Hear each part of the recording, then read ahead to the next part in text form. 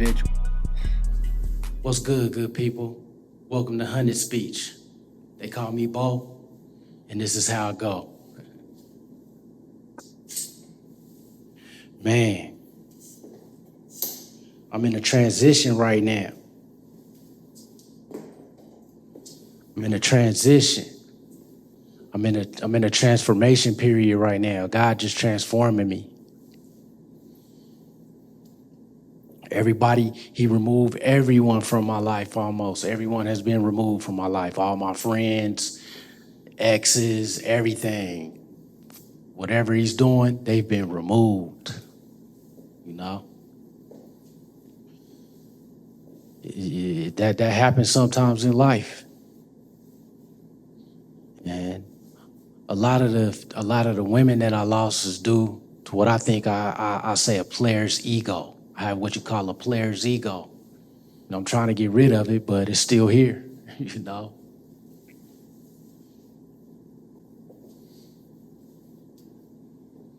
So, you know, during the course of this Hunnid speech, then we're gonna analyze some of the things of what made me the way I was. And if God can change me, he can definitely change you too. That's the purpose. So let's get started. So over the course of the last couple of years, I probably lost, let's say, about 4 women over the course of the last couple of years. First one I lost, everything was cool. This is like my dream woman. I had a crush on her for a long time, and it ain't many people to get to, date their dream woman from a long time ago. I had a crush on her for a long time. She cool. We compatible. We, same values, same beliefs, same career path, so stuff like that, and everything was cool. Only problem was it was a long distance relationship. So due to the long distance relationship, we end up having to part ways. But I still got love for her. I love that one for real. She cool. Where a player's ego comes in, before we decided to part ways, I felt salty about something due to my player's ego. She came down to see me, and then we had a good time, kicked it, everything was great. So then I went down to see her. Same thing, kicked it, everything was great. But on the last night I was there, she was getting ready to go out of town the next day, and I was getting ready to leave the next day. So she had got her hair done earlier in the day. Me with my player's ego, I was like, all right, we can get it in one more time before I leave. I'm getting ready to leave tomorrow. She was on some, I don't want to get my hair messed up. You gonna sweat out my hair. You be taking too long. So, I was like, I promise I won't take long. It'll just be, I'll make it quick, so I won't mess up your hair.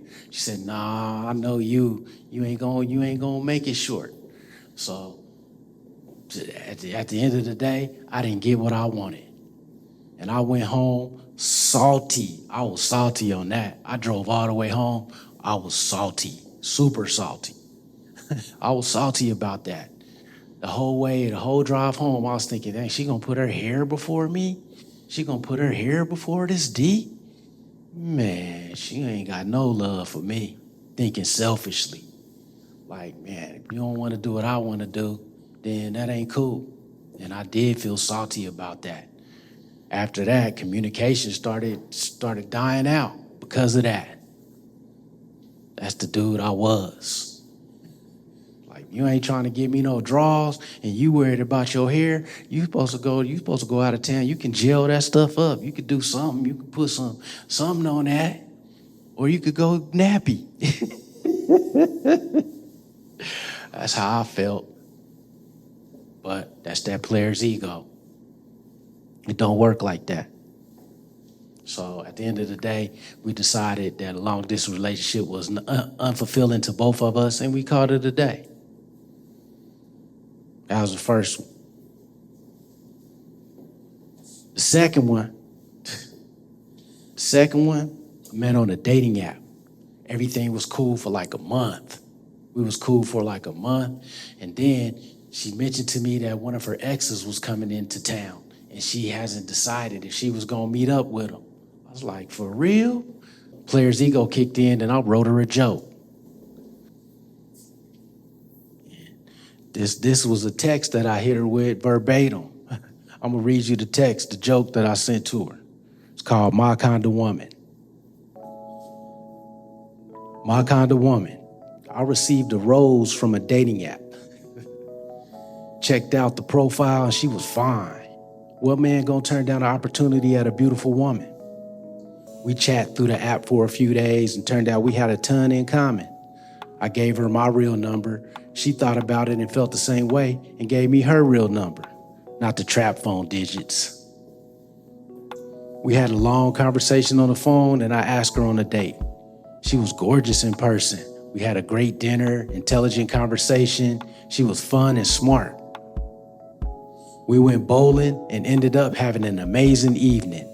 We interacted for another few days or so, and I sent her a text pretty much professing my love to her.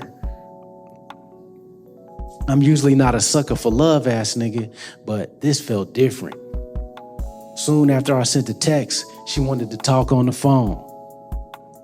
I basically reiterated what I text, and there was a bit of uncomfortable silence, but I guess she was taking it all in. She thought about it, and then she was more or less like, I'm flattered, but before I make any rash decisions, I gotta see what kind of dick you got. I said, damn. I could see if you felt this way after you got the pussy, but I need to make sure your dick is good first. I need a certain amount of dick before I just go falling in love with a nigga. I said, dang, real? That's how you talking? I got some ex dick coming this weekend. I will know more about you after I see if I accept this past dick. I said, damn, my kind of woman. I knew it. I mean, I got a big ass dick, but now I might have to reassess. I'm not sure how much dick it's gonna take to seal the deal. My kind of woman. It's the type of stuff I text somebody, man. That's the dude I was. So after that, we had a couple of more communications. I ended up sending some more crazy stuff. And she said she saw some red flags. She ended up not talking to me for a couple of days. And I don't do silent treatment. Once you give me the silent treatment, I'm done deal. That's an immature form of communication. I feel if you're grown and you're unable to communicate and you use a silent treatment, I'm cool. So 2 days into the silent treatment or ghosting, whatever you want to call it, I hit her back and was like, you okay? I ain't heard from you. And that's when she told me, oh yeah, I just saw some red flags in the way you act and the way you do things. So I just wanted to stop in communication. I said, damn, this is a cold game out here, man. These females is cold with it, boy. These females is cold with it. So I let it live and I tell jokes sometimes too much. It is what it is. That's who I am. I joke. So I had to let that one go. The next one, same thing. Met her on a dating app. Everything was cool. We was kicking it for about 2-3 months, like 3 months. You know, good conversation. She had money like me, you know, because I like people I like to be equally yoked, you know. I would pay for food sometime. We'd go to a nice restaurant, she would pay. I would pay, she would pay. It was cool. I'd go over her house, she'd come over my house. We was doing this for a couple months, having a good time. Everything was cool. Until one night, I was supposed to go over her house, and she lived like kind of far away. Not far, but like 30 minutes. And I was tired. I was tired. I said, damn, baby, I ain't gonna be able to make it out there tonight. She said, oh, okay. It's okay. And I didn't think nothing of it. Next night, she was supposed to come over to my house. She hit me with the same thing. Nah, I'm kind of tired. I don't feel like coming over, so I don't think I'm gonna be able to make it tonight. I said, damn, that's what we doing, tit for tat? We doing tit for tat? Come on, man. So communication started getting sketchy again for a couple days, but we were still talking. And then As we was having these problems, she had mentioned to me that she had abandonment issues. So in the course of these problems, I ended up looking on the Googling what are abandonment issues? What does that even mean? What does that entail? So I looked it up. I Googled it. I read up about it on a couple of places, and I sent her a link to one of the websites and was like, I don't know if I'm gonna be able to do this because I gotta go through this type of stuff that was listed because stuff was happening. Why I do that? Why I even do that? She came back at me with, oh, you gonna throw my issues up in my face? She was circling stuff that I do that was within the link, and this you do this right here. So that means you got, and I said, man, I said, I didn't mean for you to take it like that. I was literally trying to discuss the issue so we could see if we could resolve it. That's why I was like, I don't know if I'm gonna be able to do that. If we ain't able to figure out a way to change and resolve the issue, then what am I supposed to do? You told me you had this issue. So after that, all downhill. She ended up not talking and giving me the silent treatment again. Here we go with the silent treatment. A couple days passed. I was like, you good? You okay? She hit me with the, oh yeah, I thought we mutually agreed that we didn't have time to invest into the relationship. I said, we did? I don't even remember that discussion. But okay, I was just making sure you was all right. And that was pretty much it. That was it. So, 3 down. Now, the last one I lost, I didn't really kind of lose it within this last couple of years. This one was a toxic relationship from the start. One of those where you argue, have sex, argue, incident after incident from the start. I made a huge mistake. She made mistakes. We both made, it was just toxic. And, up until this year, she never really messed with nobody. But this year she found somebody. She found a new man. And I haven't been in a situation for almost 5 years. I've been staying by myself for 5 years. And I really hadn't touched her in a year. But that was just God closing another door for me. Because if somebody else messes with you, I'll never mess with you again. That's just how it is. It's that player's ego. So she probably don't want to mess with me either. So it's all good. Like I say, I wish them the best, and I hope they make it. I ain't competing in a game I don't even want to play. I ain't even trying to compete in a game I don't want to play. That's all you. So I kind of lost that one, but that was, I realistically, I outgrew that relationship long ago. So here we are today. Pretty much, I'm by myself, but I'm at peace. Man, I'm at peace. God removed these things for a reason because he got something better coming for me, and I could feel it. Man, listen to this. You hear that? Exactly. I ain't got to worry about that type of stuff. I ain't got to worry about nobody looking at my phone. I ain't got to worry about if I come home late, where I been, what I do. I ain't got to worry about, man, I ain't got to answer to nobody for nothing. About, oh, you ain't got no job, you ain't working, you woo-woo. Man, I ain't got to answer to nobody about nothing. I'm at peace. I'm fine. I'm good.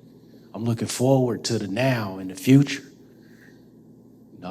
So when you lose people in your life and you lose everything, it ain't always bad. It ain't always a punishment. It's just God making room for more blessings for you. It's just God making room for more blessings for you.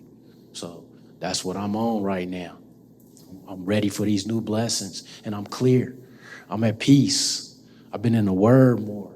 I ain't the same person I used to be. I'm definitely not the same person I used to be. I got this player's ego for a reason. I do the stuff I do for a reason. And it's a reason I do this stuff.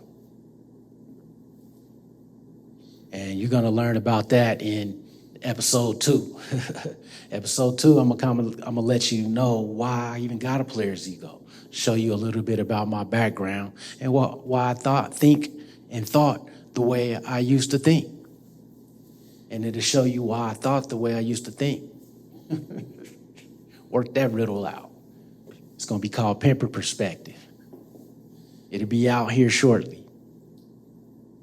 So I just wanted to touch base with you and get you hip to what a player's ego is all about.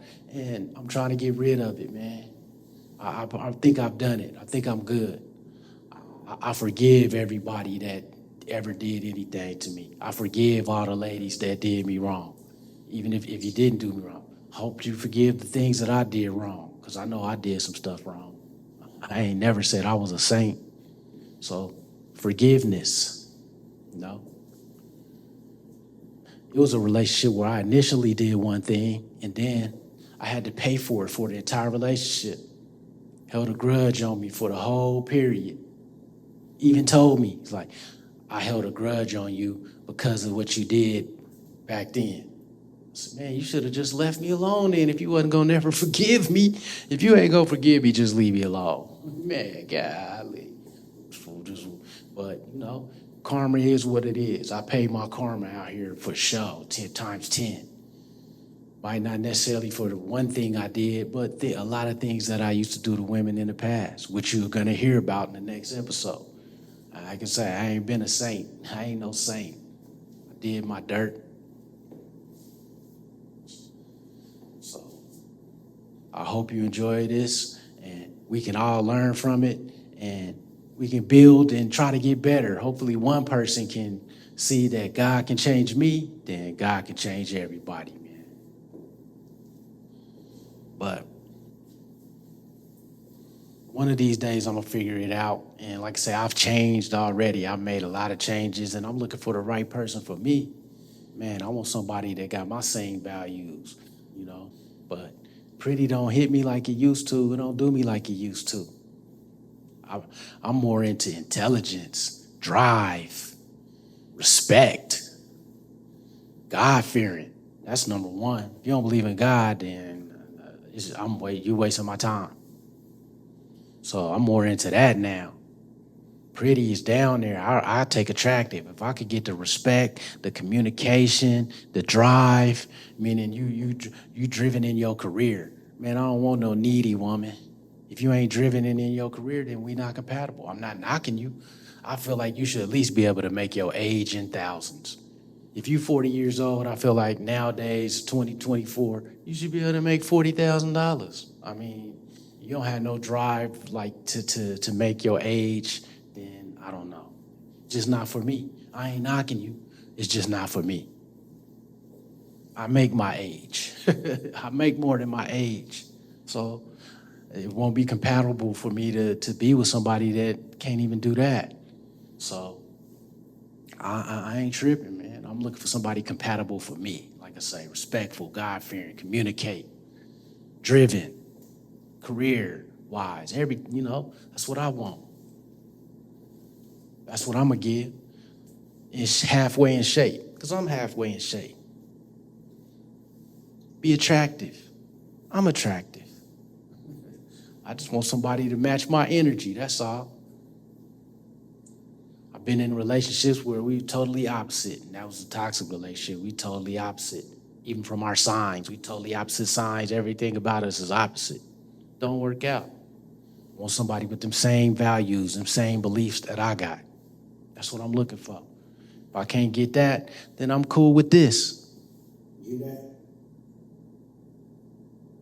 Man, peace. I'm peace. I'm at peace, man. I ain't lying to you. I'm at peace. I ain't tripping on nobody. But like I said, I'm excited looking towards the future. I know God is about to bless me with some amazing things. And I'm going to keep on doing this. I'm going to get better at this. And hopefully it gets more interesting. And you guys keep tuning in to see what I'm talking about. Thank you for listening to the Hunnid Speech, episode 1, A Player's Ego.